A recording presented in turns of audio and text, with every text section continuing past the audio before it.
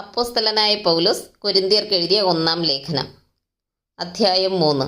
ചോദ്യങ്ങളും ഉത്തരങ്ങളും. 1-ാമത്തെ ചോദ്യം: ക്രിസ്തുവിൽ ആരോടെന്ന പോലെയാണ് പൗലോസ് കൊരിന്തിലെ സഭാവിശ്വാസികളോട് സംസാരിച്ചത്? ഉത്തരം: ശിശുക്കളായവരോട് എന്ന പോലെ.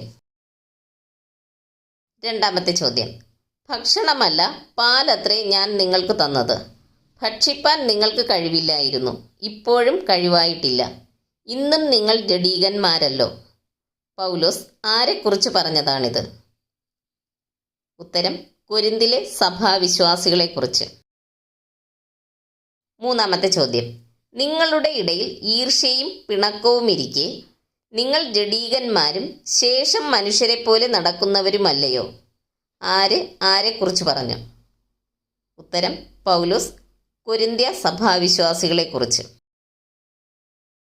4-ാമത്തെ ചോദ്യം: തങ്ങൾക്ക് കർത്താവ് നൽകിയതുപോലെ നിങ്ങൾ വിശ്വസിപ്പാൻ കാരണമായി തീർന്ന ശുശ്രൂഷകന്മാരത്രേ. ആരെക്കുറിച്ചാണ് ഇവിടെ പരാമർശിച്ചിരിക്കുന്നത്? ഉത്തരം: അപ്പല്ലോസ്, പൗലോസ്. 5-ാമത്തെ ചോദ്യം: ഞാൻ നട്ടു, അപ്പല്ലോസ് നനച്ചു, ദൈവമത്രേ വളരുമാറാക്കിയത്. നട്ടതാര്? ഉത്തരം: പൗലോസ്. 6-ാമത്തെ ചോദ്യം: വളരുമാറാക്കുന്ന ദൈവമല്ലാതെ ആര് ഏതുമില്ല.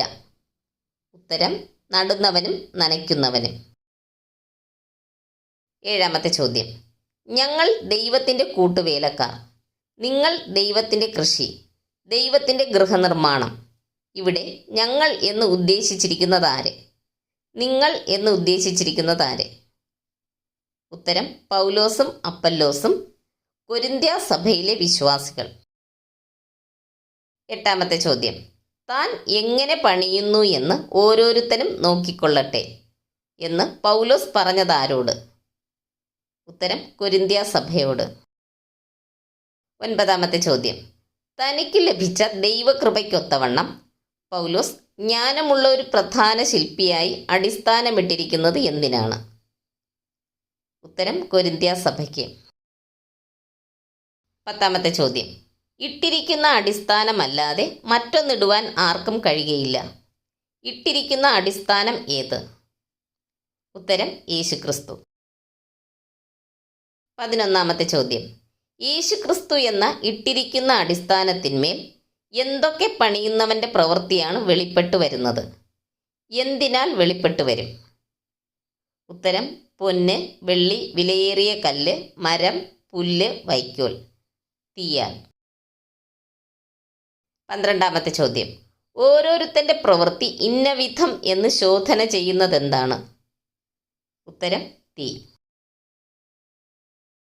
13-ാമത്തെ ചോദ്യം: ഒരുത്തൻ പണിത പ്രവൃത്തി നിലനിൽക്കുമെങ്കിൽ അവന് എന്ത് കിട്ടും? ഉത്തരം: പ്രതിഫലം.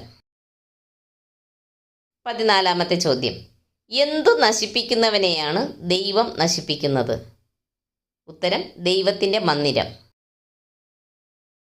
15-ാമത്തെ ചോദ്യം: നിങ്ങൾ ദൈവത്തിൻ്റെ മന്ദിരം എന്നും ദൈവത്തിൻ്റെ ആത്മാവ് നിങ്ങളിൽ വസിക്കുന്നു എന്നും അറിയുന്നില്ലയോ? ആരോട് പറഞ്ഞു? ഉത്തരം: പൗലോസ് കൊരിന്ത്യ സഭാവിശ്വാസികളോട്.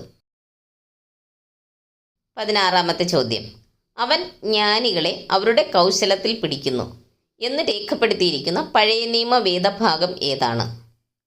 ഉത്തരം: ഇയ്യോബ് 5:13.